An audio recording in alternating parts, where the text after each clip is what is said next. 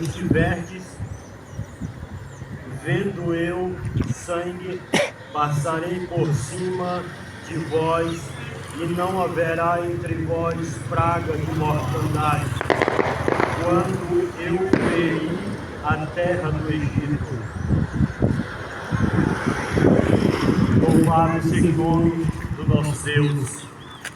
Este texto, do qual eu acabei de ler, narra a história do povo de Israel, quando eles estavam prestes a deixar o Egito.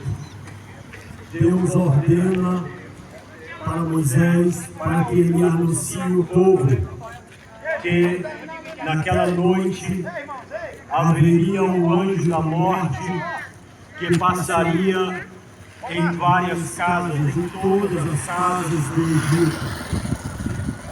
E Deus dá ordem para todo aquele povo que passem o sangue sobre a porta, o sangue do cordeiro que aquele povo teriam sacrificado e passado nas portas de sua casa. E assim disse o Senhor, que aonde houvesse o sangue na porta das casas, a morte não chegaria àquele lugar. Louvado seja o nome do nosso Deus para sempre. Querido, o nosso Jesus, Ele é o Cordeiro, Ele se fez Cordeiro perfeito para tirar o pecado da humanidade.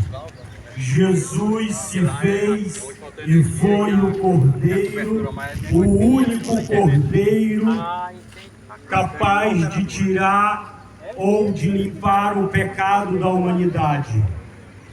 O recado que eu tenho para ti nesta tarde é que você precisa aceitar a Jesus, você precisa marcar a sua casa com o sangue do Cordeiro, para que você possa se livrar da morte.